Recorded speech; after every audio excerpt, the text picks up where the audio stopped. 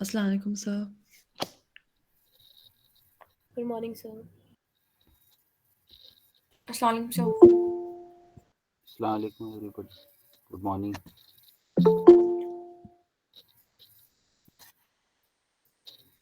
Zareen, you are muted. जी sir. Assalamu alaikum, sir.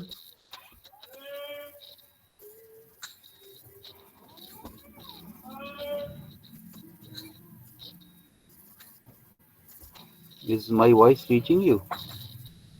Yes, sir. I'm able to hear you. Yes, sir.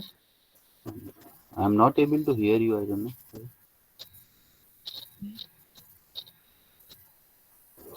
So we can hear you. Can others hear me? Yes, ma'am. Yes, ma'am. Yes, You are ma'am. audible. Yes, ma'am. You both are audible. Okay. Now it's okay.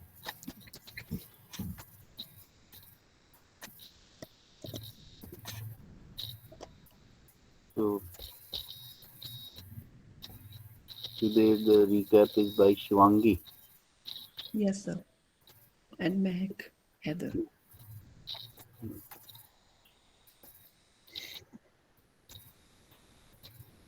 So let us begin with the recap. So shall I start? Just a minute. Yes, you can start, I think, Shivangi.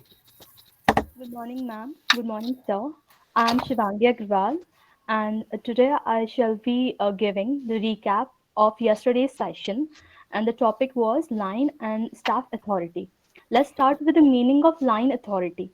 Line authority includes decision-making officials of the company, like CEO, vice president, production manager, etc., who are responsible for achieving the organizational goal. It is represented by the standard chain of command, which is followed by the organization. The managers who follow the line authority are known as line managers and has the authorization to issue orders and instructions to the subordinate to carry out the essential activity in the light of the standard chain of command. Next is staff authority. Staff authority are authority that helps line authority in attaining the objectives of the organization. Staff authority generally includes individuals having expertise in certain area, which helps and helps giving advices, support to the line managers to carry out the operations, so that the decision making process can become effective and efficient. Now the question arises: how does the line and staff authority works? Let's understand it with the help of the example given by the ma'am. Let's say production manager needs to take decision regarding production or the cost of the raw material, and he need advice from the cost accountant. In that case, cost accountant's job is to give advice or assistance to the production manager, and the rest about whether to finalize the advice, whether to follow the advice or not, is the production manager's choice. It's his decision. In the particular example, the production manager is a line manager, and the cost accountant is a staff manager. Next comes a feature of line and staff authority. First is better and faster decision making capabilities.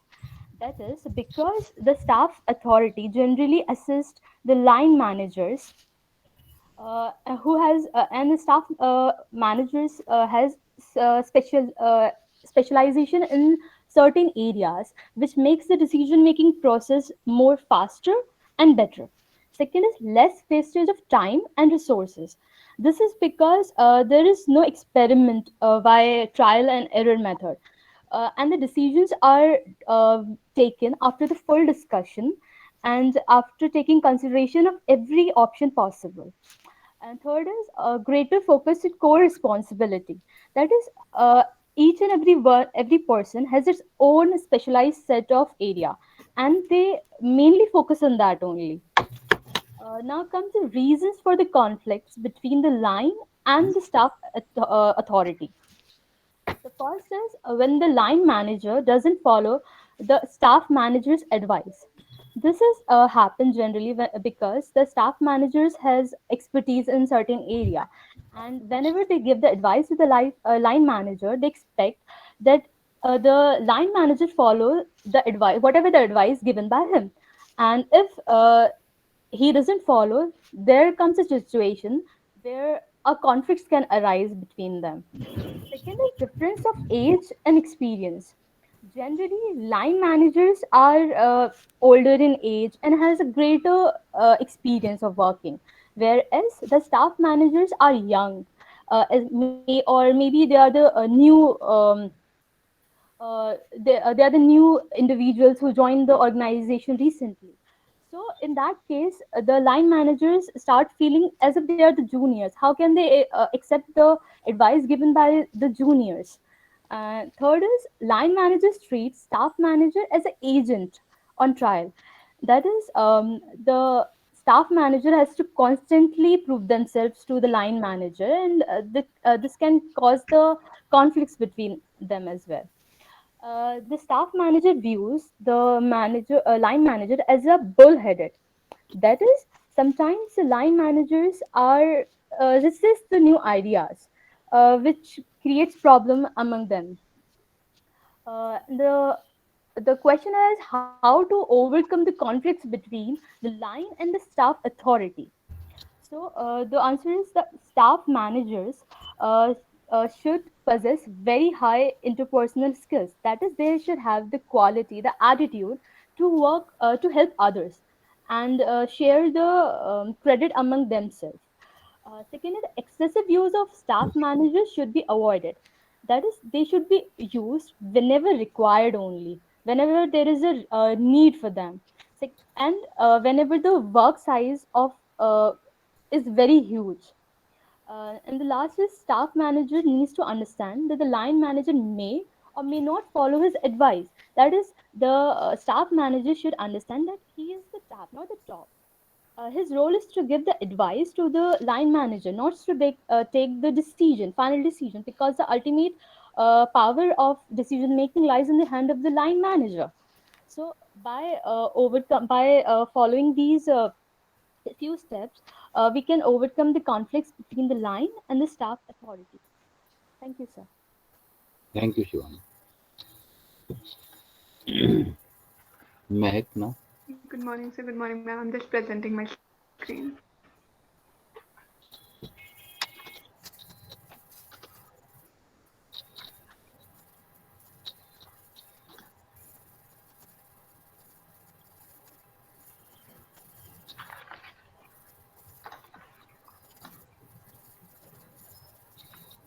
Is my screen visible? No, not yet.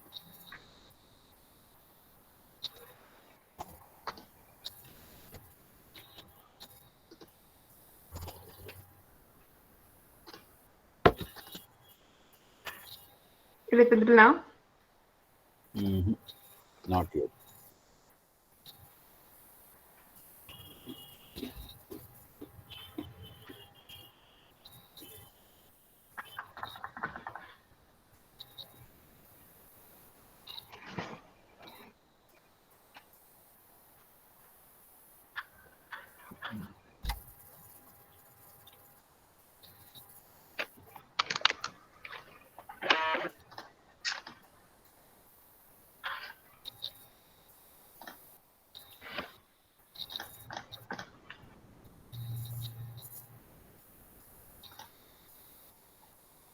It was visible for a while, but then again, there's some problem.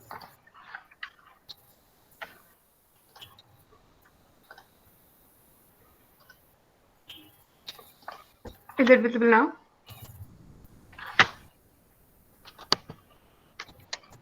Not yet. Ah, yes, now it is visible.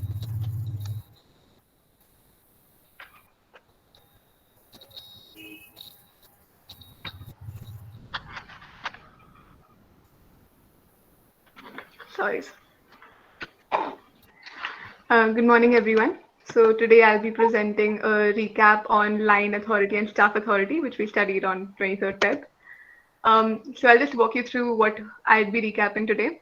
Uh, I'll be going about authority, which we've studied in the past few classes, about line and staff authority, their features and their shortcomings, and the possible solutions to the shortcomings. Now, what is authority? Authority is the right to make decisions, to direct the work of others, to give orders, and to expect those orders to be obeyed. Like we've studied in the past few classes, authority and power are two different things. Power is the force by means of which you can oblige others to obey you, while authority is the right to direct and command, to be listened or to be obeyed by others. Authority requests power. Now, the types of authority that we've studied are line authority and staff authority.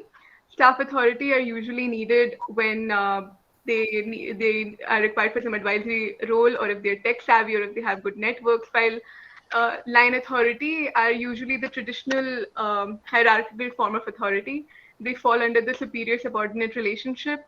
They direct the work of employees and make certain decisions without consulting anyone. And under line authority, top management has complete control. An example of line authority could be a marketing executive. Now, line authority works as a chain of command from higher position to lower position. There's a proper channel of communication to be followed. Someone has to report to someone, and others have to report to him or her. Then it's also a carrier of responsibility because someone is held accountable for all the activities and that are done. Now, staff authority, they play an advisory role, and they are usually used for recommending and assisting the line officers. They provide support and knowledge to the line officers and service any service that they may require. They are not a part of the chain of command, and they indirectly contribute to the line function. An example could be marketing executive can support in market forecasting and generating product and service demand to the production department. Now, the features of line and staff authority are that the benefits, or you could say, are that it helps in improving the work of the organization, so there's improved potential. They're able to evaluate all options because they help in the proper evaluation while decision making, which helps which enhances the decision making power, and they're able to take decisions faster, more effective decisions which are foolproof on all fronts. Managerial problems are solved. There's less wastage of time and resources, and there's greater focus on co-responsibility. Now, the advantages and disadvantages of line authority. Advantages could be that they're simple and easy. It's simple and easy to understand. The delegation of authority is clear under line authority. There's a clear channel of communication. It ensures discipline in an organization. While the disadvantages are that they're inflexible usually, they neglect advice from experts, and they're usually limited to small organizations. For staff authority, the advantages are that they improve the quality of decision, they reduce the complexity to line authority, and they usually lead to innovations. And the disadvantages could be that they lead to managerial problems and they weaken line authority. Now, the shortcomings, or like we studied, these lead to conflicts usually, which is the main shortcoming. The first could be that arising from disagreements between line and staff authority. The second could be that the staff officers have only theoretical academic knowledge, but no practical knowledge.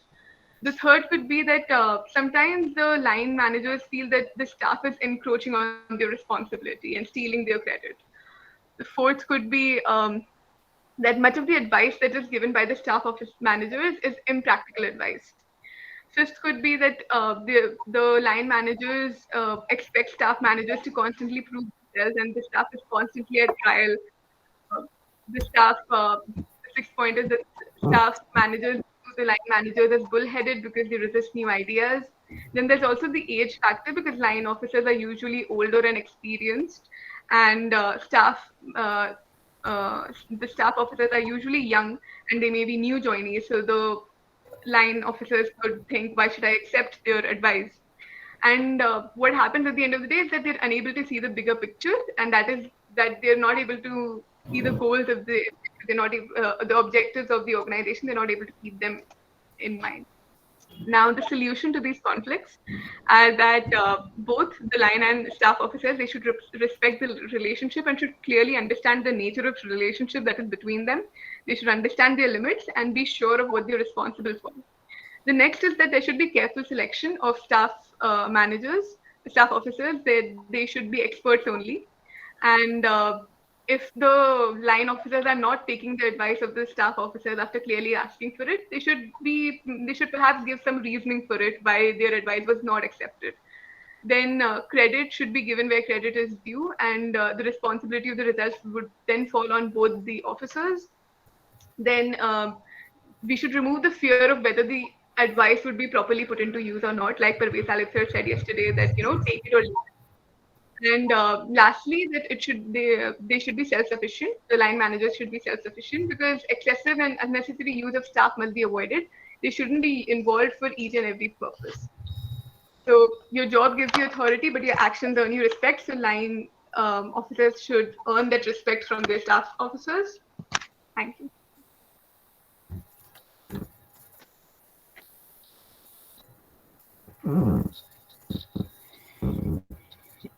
So we had two very good presentations, and both of them were very articulate and have they had good grasp of the content. And Shivangi, in addition to being articulate, she presents a jovial disposition while making presentation. So that's a very important strength of a good speaker. We should appear relaxed and as if we are enjoying the presentation. So that kind of demeanor, Shivangi, you maintained all through. So that's a good thing. Cultivate it further. But maybe Mehak was able to make better impact because of the PPT. So she was able to reinforce her communication with the PowerPoint presentation. So we are able to cover more ground when we use PPT. Actually, PPT is required whenever we have information-rich presentation, because then we are able to ensure better retention amongst the audience. We engage the multiple senses. So it was a good PPT and with just right kind of content and also good visuals. So Thank you, sir. well done, Mehak, for your preparation. You've done a good job and you are blessed with a good resonating voice. It reaches out clearly to others. So that's your added strength. So I wish you good luck. Well done. Keep it up. Over to you, Dr. Zari. Thank you, sir. So today we shall be discussing delegation and decentralization. This is also important way in which authority is being delegated in organizations. So let us start with delegation. As we all know, we always say to each other, let's delegate work to him, or let's delegate work to students. So what does that actually mean, delegation? When we say delegation, it is somehow pushing down authority from the superior to the subordinate. We can say that we are assigning responsibility to the other person. For example, maybe in the department also, I may be delegating work to one of the volunteers for any upcoming event. But at the end, the authority, the responsibility to get the work done, that remains with me. So in the organizations as well, same things happens. The authority can be delegated, but the responsibility cannot be delegated. I can allow the students to present their ideas, to present their inputs, but at the end of the day, the responsibility will remain with the supervisor or with the person who has delegated the work. So the manager in organizations it also happens with the managers in the organization, and the managers, they ultimately are, are still responsible for ensuring that the job is done properly. Now, the since the since the responsibility of the job performance, it remains with the manager in organization, it it still creates accountability. The subordinates who have been delegated work, they still become accountable. They still become answerable to the supervisor, to the manager, for the performance of the task which was assigned to them. They are still answerable to the person who has delegated work to him, that why it is not being done in time, or how it has been done, or the responsibility of completing the work is with the manager, but still who has been delegated the work, he is still answerable to the person who has delegated him the work. And in a delegation, the final control, like I just said, the final control over the activities of organization, it lies with the executive, with the top executive. If we try to understand delegation better, we can also say that the opposite of effective delegation is could be called as micromanagement, where a manager provides, like, for example, if somebody is delegating work to his subordinate, then the subordinate should have the freedom to, okay, to finish the work, or to think that how the work should be done, or to bring some ideas that if the work is done this way, it would be more effective. Or if we maybe there's a need to market a product, so maybe the person can come up with more marketing strategy, with marketing ideas, with some, some new ad ideas. So, but what micromanagement is, which is the opposite of effective delegation, it says that although the work is being delegated to the subordinate, still the manager who has delegated the work, he provides too much input to the person who has been delegated the work. He provides too much direction, and he exercises a lot of review of the delegated work. So in this, when this happens, the person who has been delegated work, he is not being given enough room to show his skills, or to present his creativity. And in general, if we see, delegation is good because it is, of course, assisting the manager, and at the same time, it is also helping the person who has been delegated work, the subordinate, to present his skills. And it definitely motivates the person, motivates subordinate who has been delegated the work, to show his skills, and also it helps in building his skills. Because when we give task to somebody, or if I receive a task from sir, then only I can at least try, at least think about it, or I can at least build up my skills, which maybe I'm not aware of, or which I may not be doing otherwise. So when we assign tasks to someone, we are also building up our skills and identifying our capabilities, our skills. And like I just said, it motivates people, it motivates subordinates in organization when they are being delegated work. And of course, it saves time. It because if the work is being delegated, it expedites the whole process. The work could be done faster.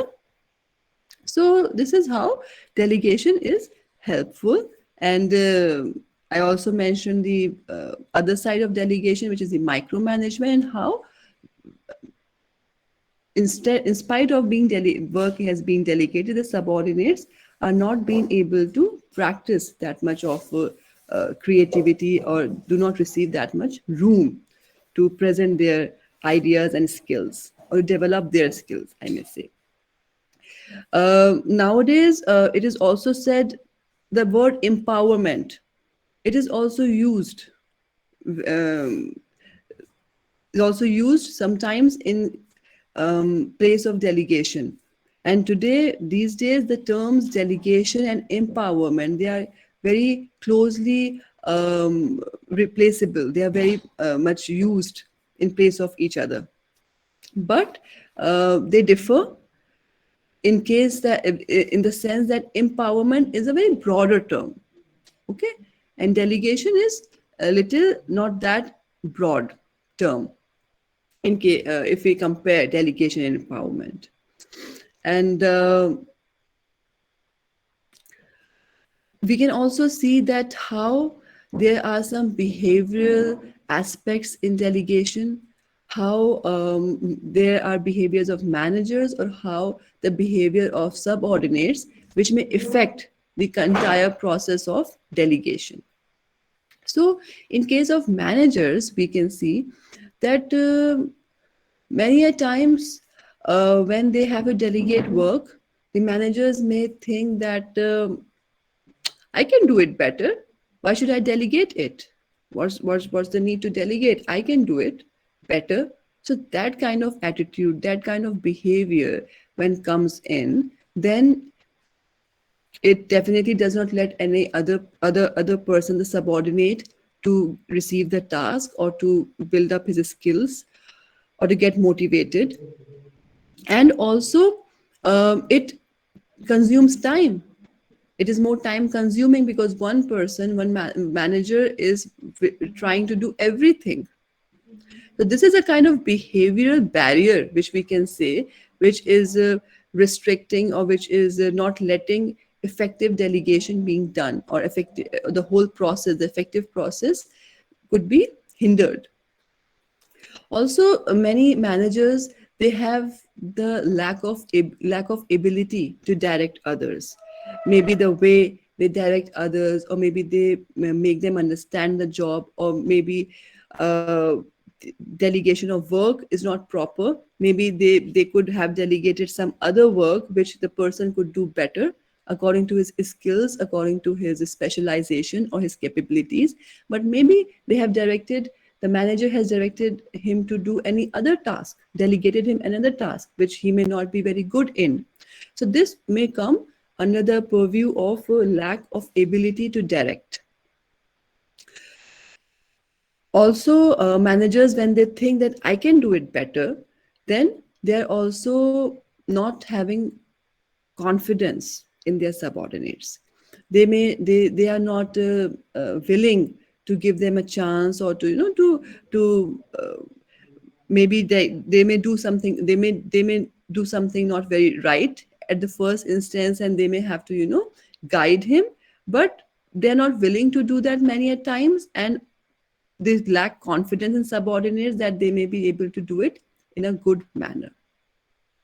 So this kind of behavior, the different temperaments, the different attitudes of managers restrict the process to be very effective, and from restrict in the this it creates a restriction in the process of effective delegation. Now, if we see from the other side, if we see the behavior of subordinates, then their behavior may also may also be a hindrance in effective delegation. And how could it happen? When the work is being delegated, many of you may not come forward if we are planning for an event, or if we're planning for any maybe any activity in a department. Many of you may not come forward because many of you may think that what if we are not able to do it correctly, then our impression may not be very good on our teachers. So you have a fear that you may be judged, that you may be evaluated, and you may be criticized by your friends, or maybe your friends would talk about it. So in subordinates also, this kind of fear exists. They may have a fear of criticism, they may have a fear of evaluation, that what if they are not able to perform the delegated task effectively, what if. And Many a times when the work has been delegated to subordinates, they are not being given necessary information. So that is also a case that subordinates think that we don't have enough information, that how would we perform the job? How would we be able to perform it well when there's a lack of necessary information given to us? They also think many times, subordinates may think that why should we do it? Our boss, our manager can do it more, can do it faster. He's an expert. Then why is he giving it to us? Why do we do it?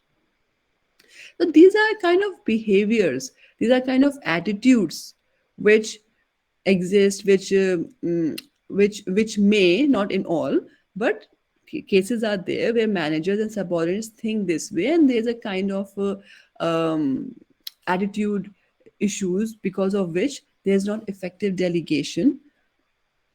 And when the work is being delegated, subordinates may also think that we are doing this work, but we may not get adequate reward for it. Maybe they think that manager would not give them any credit. Maybe the manager would not appraise them, and maybe he would be taking the whole credit. So in that way also they may resist, and they may not be uh, able to do the delegated task effectively. So, how can we make this delegation effective? How could, when the task is being delegated to subordinate, how the managers and subordinates may work or may behave that this whole entire process becomes effective?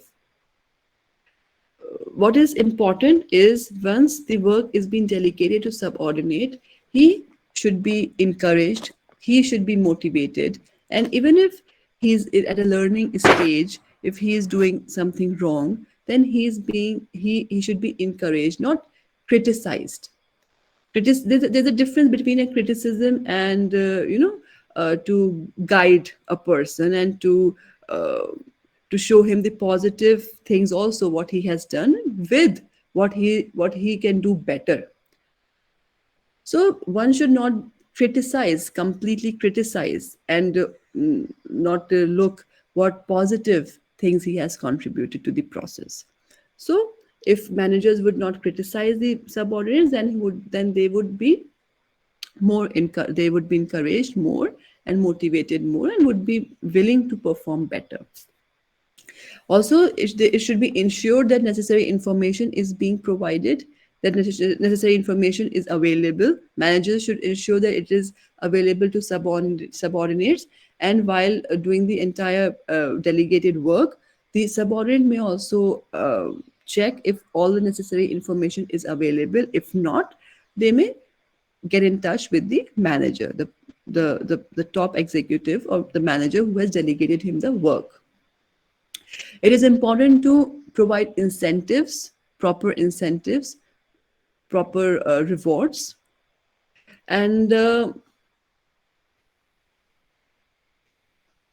the manager should also take care that the task which is assigned to subordinates, that he may do it, not that it may come back to the manager and it again becomes a liability for the manager.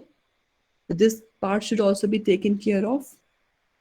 And it should also be seen that which task is to be delegated. Not all tasks can be delegated to the subordinates or to the people who are working under us. So it is to be seen that which task can be delegated and what a person can actually perform, and not all tasks should be delegated.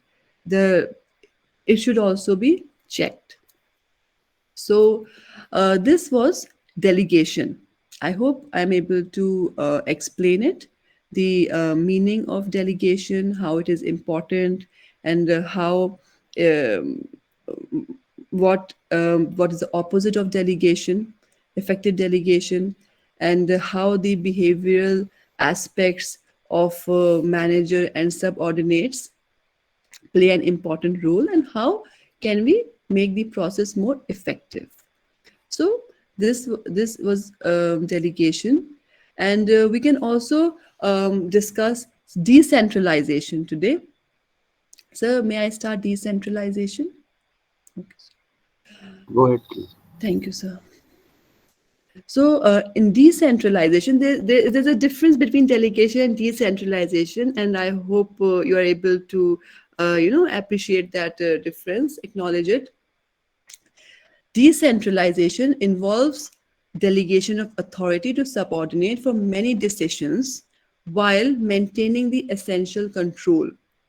For example, there's an organization and they may be having different departments.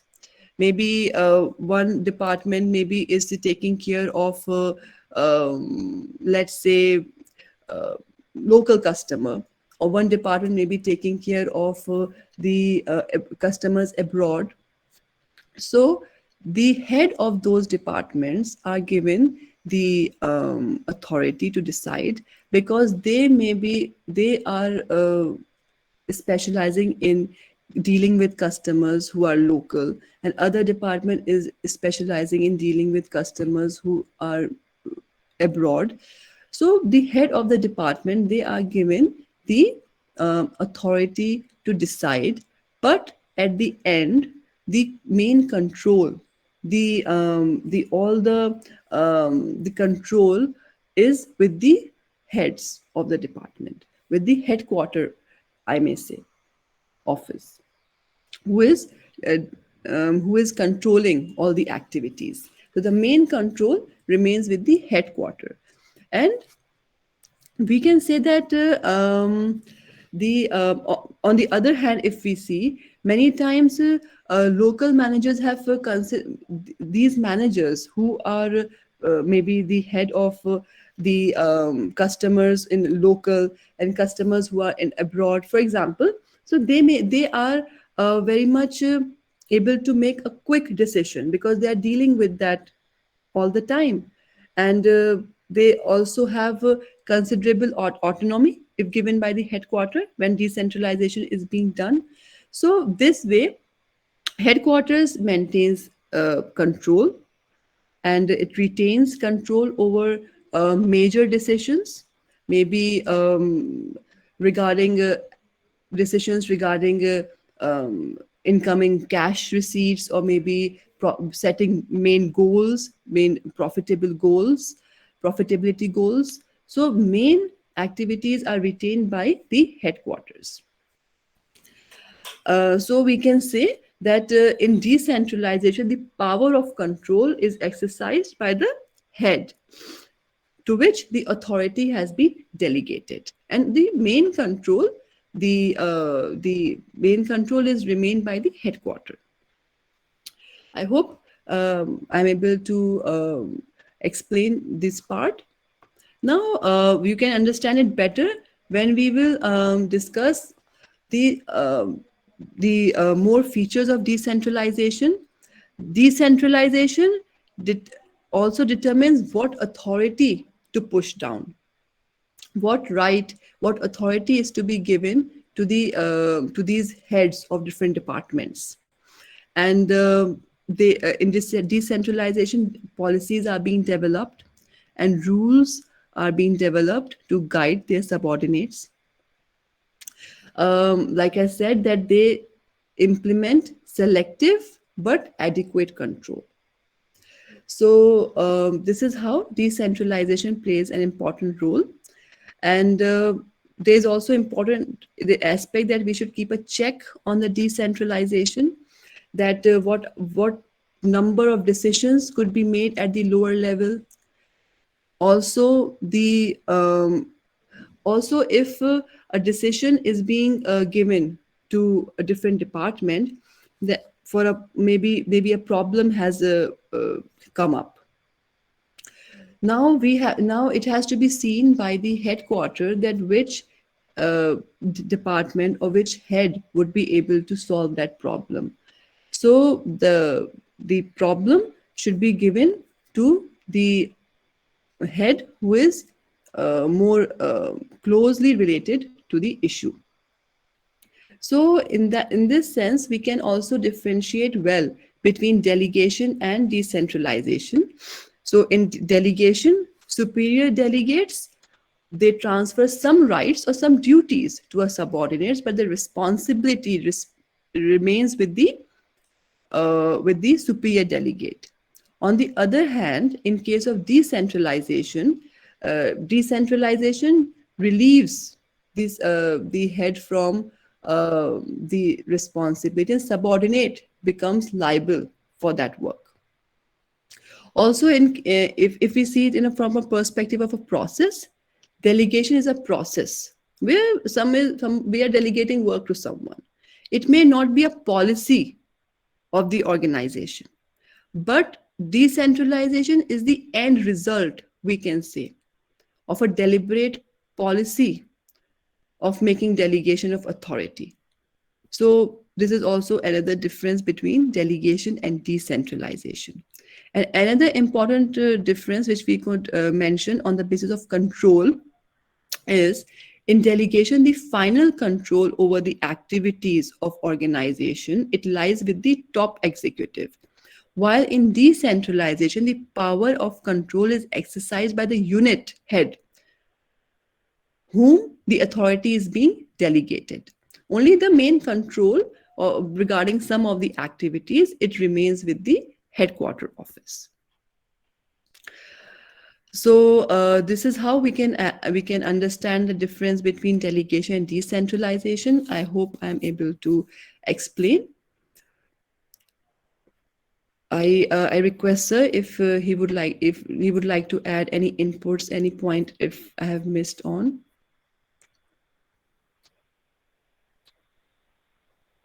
Sir, you are muted.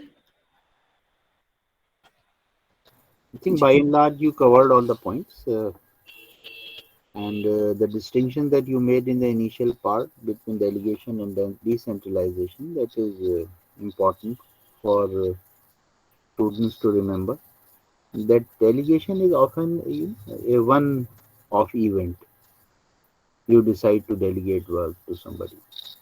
But decentralization is a kind of a structural response when we push down the authority to lower levels. Okay? So this distinction has to be kept in mind. Having said that, again, decentralization is not something which is permanent. Yes, it is relatively permanent, but it is not permanent. So I gave you the example of the university, or when we were talking about Fayol's principles, 14 principles, we talked about this point. That yes, it is important that we decentralize, because then only work can be done in the organization. And when we decentralize, we should ensure that people have sufficient authority also to take up the work. But then there are situations where what is being centralized maybe is decentralized, maybe centralized. I shared with you the example of, for example, university under difficult circumstances. Like there is some kind of disturbance within the university or outside the university, and which impacts the university. So at that time, many of the decisions may be, again centralized by the vice chancellor. So all authority may then again go to the vice chancellor. I gave you the example of one of my teachers' company in Ahmedabad, and there also the situation was that they had a temporary cash crisis. So normally purchase manager is the authority to clear the bills and make payments to vendors. But in that situation of cash crunch, the chairman of the company said, no, all payment should be cleared by me. And he got a list of the vendors prepared whom the organization owed money. And he said he directed the purchase manager to release all the funds for the small time vendors whose even If they are not paid, their business may be impacted very adversely. And he personally had a word with all the large vendors whom large amount of money the organization owed, and explained them the situation and asked them to bear with them for some time. So what was actually decentralized earlier was centralized again. So this has to be kept in. And there is a notion of accountability also, because ultimately, as they say, the buck stops at the top. So ultimately, even if we decentralize, the vice chancellor is responsible, for example, welfare of the university. So ultimately, he will be held accountable. So that means he has to ensure that organization works smoothly. So ultimately, because he is the authority, he has to ensure that this judicious mix of centralization and decentralization is maintained. Sometimes decentralization is resorted to because of faster decision making. Like, for example, I saw in my own case when I was admitted to the university, most of the allotments, in fact, I was residing in Aftab hostel, which had a premium because it was a single seater accommodation. So the warden of the hostel would, in consultation with senior house of the hostel, they would decide whom to get, whom to allot the room, and they would invite applications from all the residents of the hall, and based on merit and points, they would allot a room. But now this job is being done by Central Allotment Committee, because this system created some kind of problems for the university. For example, a student may be holding 2 seats, and he may not get his allotment cancelled in one of the hall before shifting to this hostel. So such problems were observed, and ultimately it was decided that they should have some kind of centralized system of allotment, and now this is being resorted to. So we keep shifting, keep moving from decentralization to centralization, and then back and forth. There was this controller's office, which is one of the major center of uh, administrative work in the university, because all admissions and examinations are held through them. So we keep shifting from one model to another model here also. At some stage, all the admissions were centralized by the controller's office, but then they realized that it is too much of a work, and then it was pushed down, and deans were authorized. Even now, all the PG admissions are done by the deans. Undergraduate courses, yes, the controller's office takes care of it. All competitive courses, controller office takes care of it. So we have to keep evolving this judicial mix between centralization and decentralization. And this also is a fact that unless we decentralize, we will not have faster decision making, and we will not prepare people for assuming larger responsibility. Because only when they are trusted, they are assigned jobs, they will grow as performing individuals in the organization. Thank you. Thank you so much. Thank you, sir. Thank you, sir. Thank you, sir. Thank Thank you, you. sir. Thank you, sir. Assalamualaikum, sir.